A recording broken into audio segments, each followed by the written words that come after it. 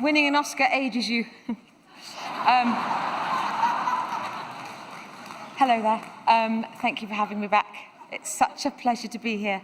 Last year was the best night of my husband's life.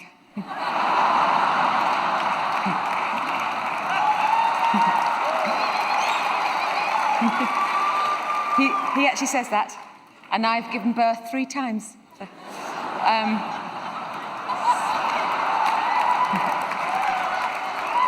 so I hope you're all having as good a time as he did, and as I did. I don't want to keep you from the bar much longer.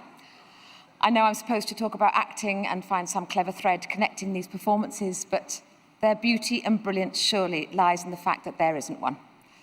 And I'm sorry that all these men can't win.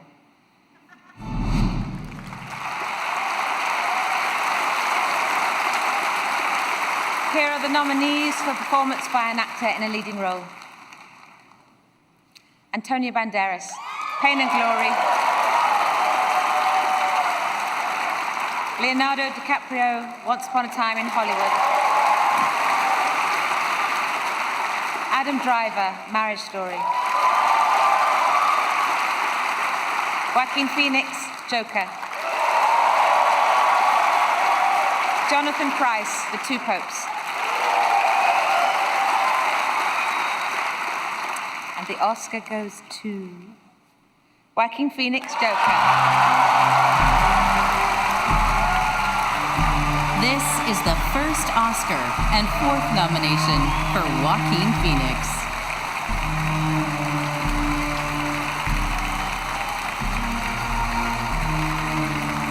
Hi.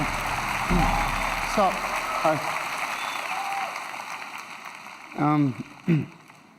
God, I'm full of so much gratitude right now. And I do not feel elevated above any of my fellow nominees or anyone in this room because we share the same love, the love of film, and this form of expression has given me the most extraordinary life. I don't know what I'd be without it. But I think the greatest gift that it's given me, and many of us in this room, is the opportunity to use our voice for the voiceless. I've been thinking a lot about some of the distressing issues that we are facing collectively. And I think at times we feel, or we're made to feel, that we champion different causes. But for me, I see commonality.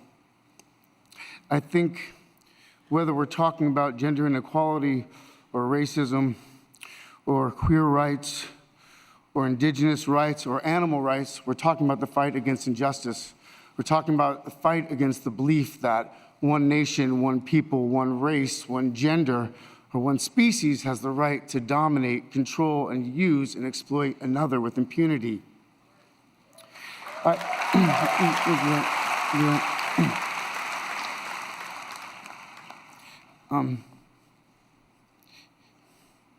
think that we've become very disconnected from the natural world, and many of us, what we're guilty of is an egocentric worldview, the belief that we're the center of the universe. We go into the natural world and we plunder it for its resources. We feel entitled to artificially inseminate a cow, and when she gives birth, we steal her baby, even though her cries of anguish are unmistakable. And then we take her milk that's intended for a calf and we put it in our coffee and our cereal. And I think we fear the idea of personal change because we think that we have to sacrifice something to give something up. But human beings at our best are so inventive and creative and ingenious. And I think that when we use love and compassion as our guiding principles, we can create, develop, and implement systems of change that are beneficial to all sentient beings and to the environment. Now, I've been a scoundrel in my life. I've been selfish. I've been cruel at times, hard to work with, and ungrateful. But so many of you in this room have given me a second chance.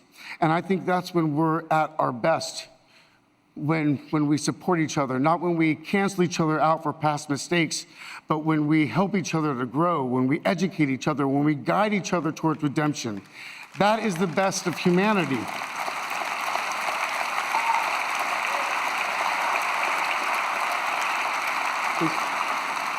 I want to, when he was 17, my brother wrote this lyric. He said, "Run to the rescue with love and peace will follow." Thank you.